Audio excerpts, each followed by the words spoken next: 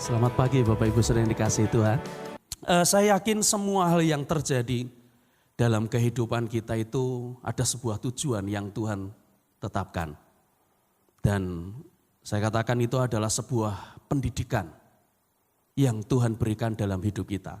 Seorang John Dewey dia katakan begini, pendidikan bukanlah persiapan untuk menghadapi kehidupan, tetapi pendidikan itu adalah kehidupan itu sendiri. Itu yang dia katakan. Nah, apa sih sebenarnya pendidikan dengan pengajaran dan juga dengan mendikte? Pendidikan itu adalah bagaimana kita memelihara dan memberi latihan mengenai akhlak, mengenai kecerdasan pikiran dan menuju kepada proses pendewasaan. Sama seperti yang Bapak Ibu Saudara lakukan di rumah dengan anak saudara. Saudara enggak sekedar ngajarin dia, saudara enggak mendikte dia harus berperilaku seperti apa yang saudara mau, enggak. Tetapi saudara memberi sebuah pendidikan supaya anak saudara bertumbuh menjadi pribadi yang dewasa. Tahu membedakan mana yang baik, mana yang tidak baik, memiliki akhlak yang baik, memiliki sopan santun yang baik, dan itu prosesnya tidak sebentar, tetapi membutuhkan waktu yang lama.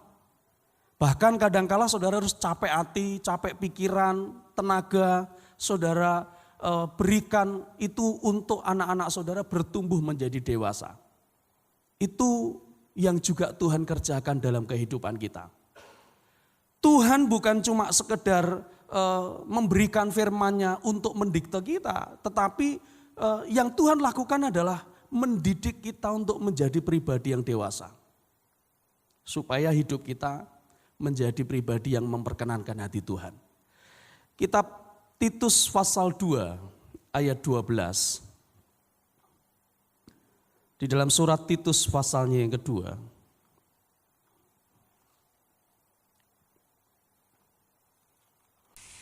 Ayat 12.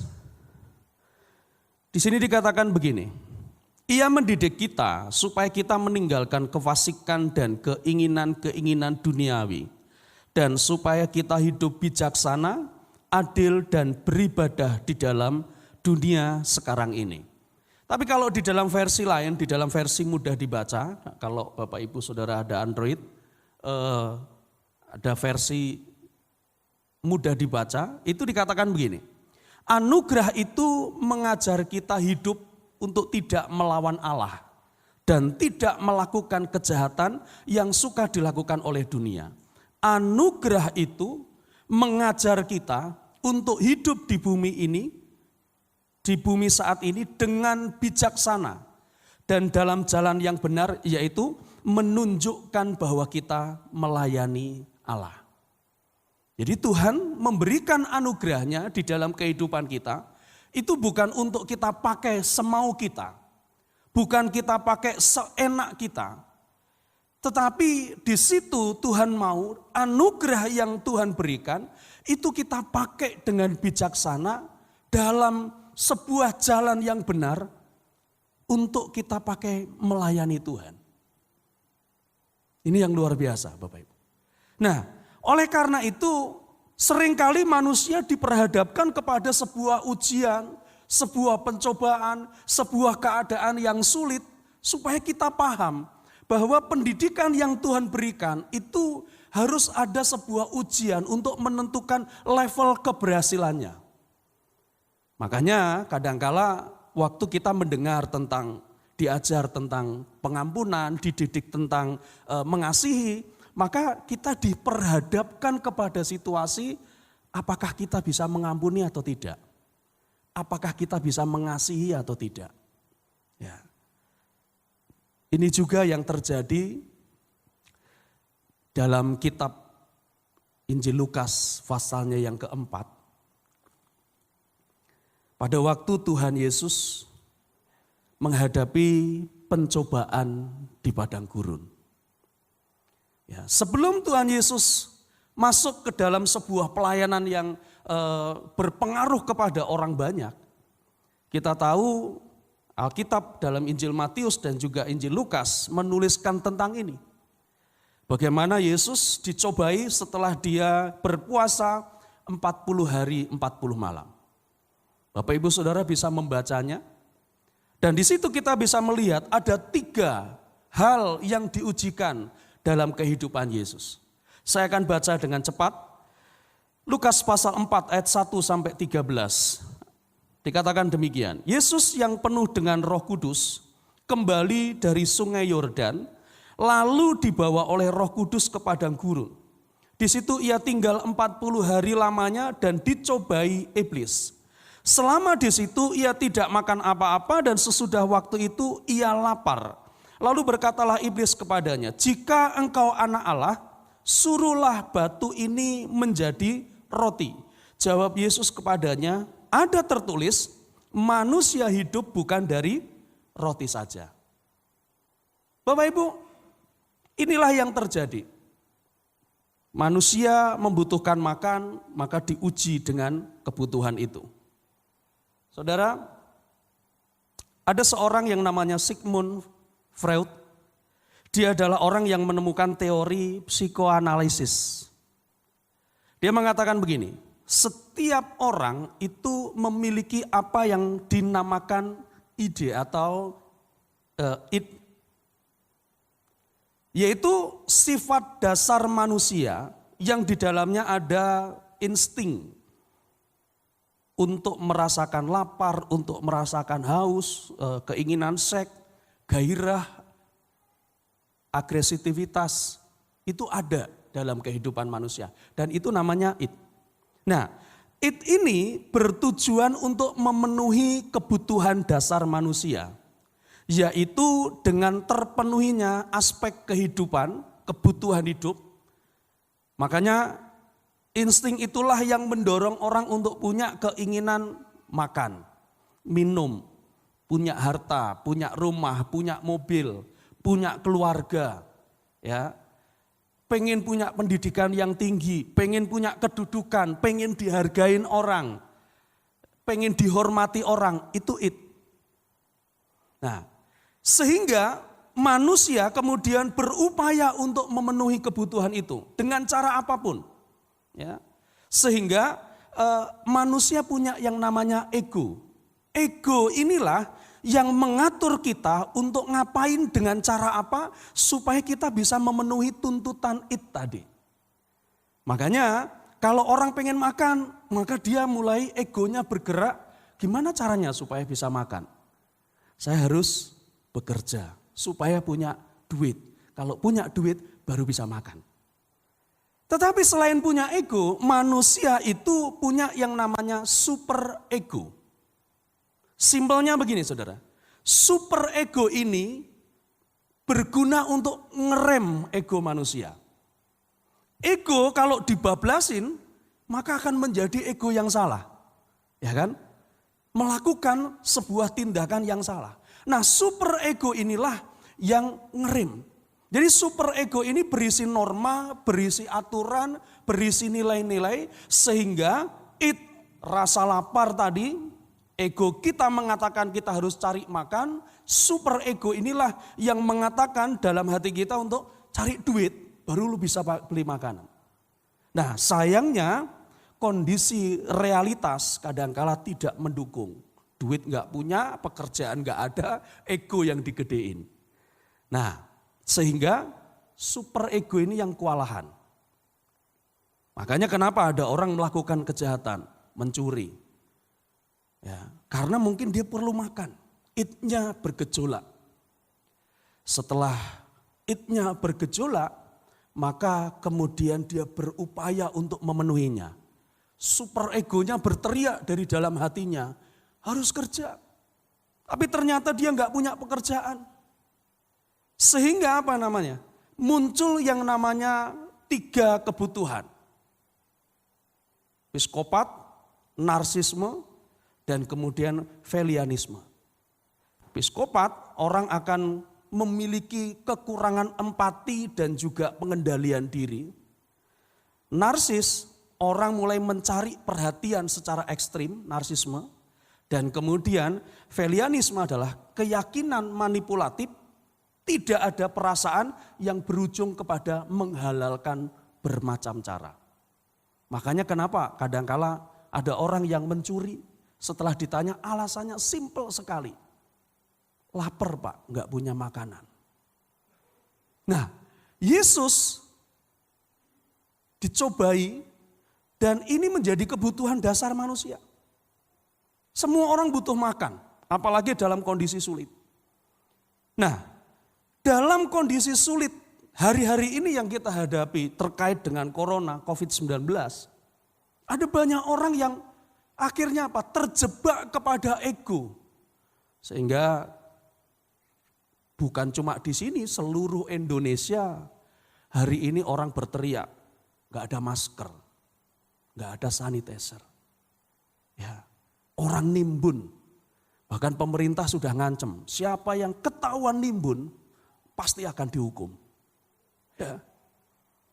Bukannya justru melihat kepentingan yang jauh lebih besar, mereka berpikir begini, aku timbun, pas orang butuh tak jual mahal, kita berdoa supaya nggak nyampe berbulan-bulan COVID-19 ini. Supaya apa? Maskernya nimbun buat bantal, buat tidur sama dia. Ya kan? Nggak ada fungsinya apa-apa saudara. Nah maka dari itu waktu kita diperhadapkan kepada kondisi itu, ada pilihan dalam hidup kita, egois tanpa peduli dengan keadaan orang lain, atau justru kita menjadi jawaban atas kebutuhan orang lain. Di dalam Injil Lukas pasal 12 ayat 13, di situ ada kisah orang kaya yang bodoh. Dia mengumpulkan harta sedemikian rupa. Setelah itu hartanya banyak, dia buat lumbung besar untuk menyimpan apa yang sudah dihasilkan. Tapi Alkitab mengatakan tengah malam dia mati. Pertanyaannya, hartanya buat siapa? Mungkin orang berkata, buat anak saya Pak. Buat warisan. Belum tentu. Ya, belum tentu. Harta diturunin jadi warisan bisa habis. Tapi kalau kita menurunkan sesuatu yang sifatnya kekekalan, itu luar biasa nantinya. Jadi Bapak Ibu Saudara, mari jangan sampai di tengah kesulitan kita cari kesempatan. Kemudian ayat selanjutnya dikatakan, kemudian ia membawa Yesus ke suatu tempat yang tinggi, dalam sekejap mata ia memperlihatkan kepadanya semua kerajaan dunia. Kata iblis kepadanya, segala kuasa itu serta kemuliaannya akan kuberikan kepadamu. Sebab semuanya itu telah kuserahkan kepadamu dan aku memberikannya kepada siapa saja yang ku kehendaki. Jadi jikalau engkau menyembah aku, seluruhnya itu akan menjadi milikmu. Tetapi Tuhan Yesus berkata kepadanya, ada tertulis, engkau harus menyembah Tuhan Allahmu dan hanya kepada Dia sajalah engkau berbakti. Ini adalah sebuah cobaan kekuasaan dan kemuliaan. Semua orang dalam kehidupan gak cuma pengen makan, minum, punya harta. Tapi dia juga punya kekuasaan, punya pengaruh, punya kemuliaan. Ya, dihormati, dihargain orang. Itu semua orang mau.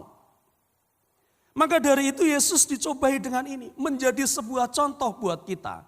Pada waktu kita perlu itu, apa yang harus kita pikirkan? Ya, hari-hari ini semua orang khawatir akan corona. Tapi di tengah kekhawatiran ada sebagian orang yang nggak peduli dengan orang lain. Dengan cara apa? Dengan tadi disampaikan, jangan nyebar berita yang nggak benar. Ya, zaman now ini anak-anak muda, yang tua saya yakin nggak tahu. Yang muda semua paham dengan yang namanya like, comment dan subscribe. Ya, paling bangga kalau IG-nya itu di like banyak orang. Paling bangga kalau status WhatsApp-nya atau apa itu yang di-share itu dikomentari orang.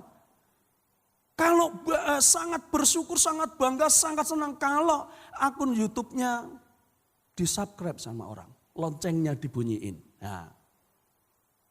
Tapi memang perlu kalau untuk yang tadi. Ya. Yang tadi nyebarin firman. Kalau yang lain, ya hati-hati kita. Jangan sampai kita ikut masuk di dalamnya. Mencari kemuliaan di tengah-tengah orang yang khawatir, di tengah-tengah orang yang galau. Ya, nyebarin hoak, nyebarin berita yang melemahkan, nyebarin berita yang menakutkan. Saudara dengar baik, sesuatu yang mulia itu pasti berharga. Tapi berharga itu pasti bernilai. Bukan mahal, bernilai. Nah yang bernilai itu pasti dimuliakan. Ya kan? Contohnya begini. Bapak Ibu sedang married, saudara semua punya cincin pernikahan. Harganya mungkin nggak seberapa. Dibanding handphone saudara mungkin mahalan handphone, ya kan? Dibanding kalung mungkin mahalan kalung. Dibanding anting mungkin mahalan anting. Dibanding perhiasan mutiara saudara mungkin lebih mahal. Tapi walaupun itu cuma cincin, murah harganya, saudara menghargai enggak? Saudara memuliakan enggak? Ya, bahkan hilang pun dicari. Kenapa? Kalau enggak dicari, istrinya marah-marah. Ya.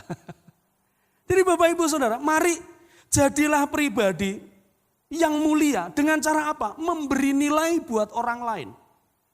Memberi bagian dalam kehidupan orang lain lewat apa yang kita kerjakan.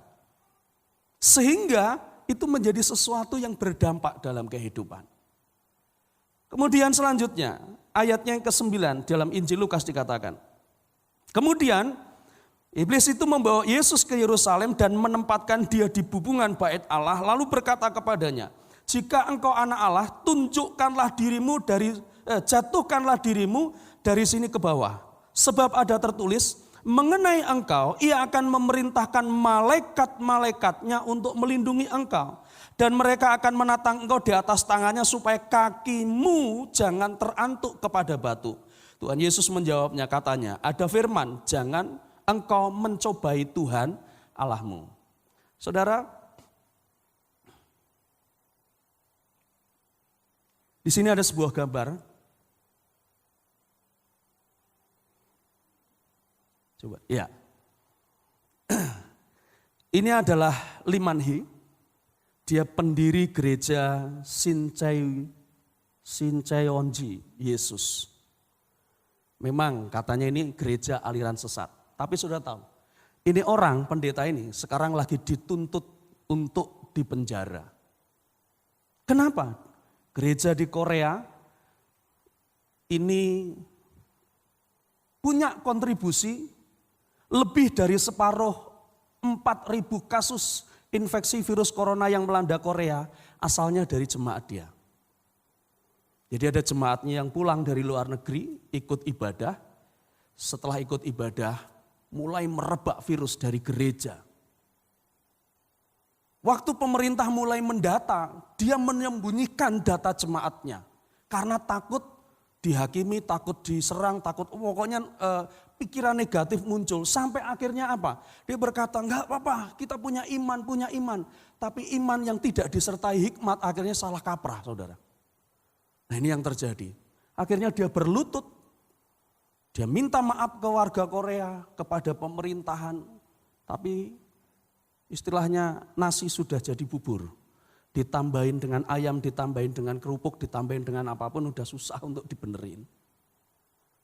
Nah, yang ketiga begini saudara. Ada banyak orang yang hari-hari ini ya kadangkala enggak pakai hikmat. Ya, beberapa hari kemarin kita sudah mendengar berita bahwa enggak boleh ibadah. Oh boleh ibadah. Ya, mungkin kalau di daerah-daerah yang belum terpapar it's okay. Tapi kalau orang di sekitaran Jakarta tapi dengan bangga, oh kami tetap ibadah, punya iman, baca Mazmur 91. Iblis nyobain Yesus pakai ayat loh. Benar enggak saudara? Kalau dikorelasikan dengan Lukas 4, kan konyol saudara. Yesus disuruh terjun pakai ayat. Tapi dia enggak mau melakukan itu. Nah Bapak Ibu Saudara yang dikasihi Tuhan, ada banyak orang kadangkala saat dihancurkan dengan cara ditekan enggak bisa, seringkali cara menjatuhkannya adalah apa? Diangkat tinggi. Nah jangan sampai kita jadi orang Kristen yang kepedean. Oh saya punya iman. Enggak usah pakai masker, enggak usah pakai hand sanitizer, enggak usah cuci tangan. Konyol saudara. Tapi justru di dalam kondisi seperti ini, mari hikmat itu penting dalam iman. Tetapi iman itu juga harus ditempatkan di tempat yang tepat, bukan sembarangan. Kita harus belajar untuk mengerti bahwa pengakuan diri boleh, ya, kebanggaan diri boleh, punya iman boleh, tetapi jangan sampai iman kita iman yang salah. Jangan sampai perilaku kita justru menunjukkan kebodohan. Karena iman dengan nekat, dengan kebodohan itu tipis sekali. Ya, tipis sekali. Maka dari itu Bapak Ibu yang dikasihi Tuhan. Saya tutup dengan ayat ini saudara. 2 Petrus pasal 1 ayat 5-8. Di depan dituliskan. Firman Tuhan katakan begini. Justru karena itu kamu harus dengan sungguh-sungguh berusaha untuk menambahkan kepada imanmu kebajikan. Dan kepada kebajikan pengetahuan. Dan kepada pengetahuan penguasaan diri. Dan kepada penguasaan diri ketekunan. Dan kepada ketekunan kesalehan. Dan kepada kesalehan kasih akan saudara-saudara. Dan kepada kasih akan saudara-saudara, kasih akan semua orang. Sebab apabila semuanya itu ada padamu dengan berlimpah-limpah, kamu akan dibuatnya menjadi giat dan berhasil dalam pengenalanmu akan Yesus Kristus Tuhan kita. Kalau boleh saya gambarkan begini, dalam perjalanan iman itu ada kayak naik tangga. Paling bawah itu iman. Iman itu harus ditambah dengan kebajikan. Kalau zamannya saya kuliah dulu di sekolah Alkitab, ini diterjemahkan oleh Pak Bekti, itu iman plus. Iman ditambah dengan kebajikan. Orang punya iman kalau nggak punya kebajikan percuma. Orang punya iman tapi kalau nggak punya pengetahuan percuma, naik di step ketiga. Orang punya iman tapi kalau nggak punya penguasaan diri, ya percuma. Orang punya iman kalau nggak punya ketekunan percuma. Punya masalah nggak bisa ngadapin. Orang punya iman harus punya kesalehan. Dan di tingkat teratas adalah apa? Kasih kepada saudara-saudara dan kasih kepada semua orang. Dan kalau itu ada dalam hidup kita melimpah, maka dikatakan engkau akan berhasil dalam pengenalanmu kepada Tuhan. Saudara yang belajar, saya yakin pernah mengenal yang namanya Bunda Teresa. Beliau adalah orang yang dari umur 12 atau 15 masuk menjadi biarawati dan kemudian terpanggil untuk nolongin banyak orang. Dia adalah orang yang dikenal nolongin orang yang susah, miskin, melarat, plus berpenyakit lepra pada zaman itu. Zaman dulu, lepra yang nggak ada obatnya. Orang gampang terjangkit juga. Tapi yang dia lakukan adalah apa? Dia nggak peduli dengan hidupnya, dia melayani. Ada ribuan orang ditolong oleh yayasan yang dia bangun. Bahkan ada 129 negara yang ikut dilayani oleh dia. Ya. Benar atau tidak, pernah ada orang menulis, orang lepra ditolong, tapi waktu tangannya ini pakai mikroskop dilihat, kuman itu mati di tangannya. Saudara, saya mau katakan begini, saat kita menunjukkan kasih kita kepada orang, Tuhan pasti akan proteksi kehidupan kita. Tuhan pasti akan jaga hidup kita. Ya, saya teringat waktu kita pemakaman almarhum Om Filipus di San Diego Hills, Pak Yason beliau katakan begini, manusia hidup itu bukan dari lamanya umur yang ada. Hidup ini bukan tentang berapa panjang usia kita. Tapi hidup ini adalah bagaimana kita mengisi usia yang Tuhan beri dalam kehidupan kita. Pesan pentingnya adalah ini, jika saudara dan saya ngaku sebagai pengikut Yesus dan merasa kenal dengan Yesus, mari jadilah pengikut yang bukan hanya punya iman, tetapi mari jadilah pengikut yang bisa menyalurkan kasih Yesus kepada banyak orang. Kita berdoa lewat keadaan ini tidak membuat kita takut, tetapi jadikanlah ini peluang untuk kita berbuat kasih kepada banyak orang. Tuhan memberkati kita semua.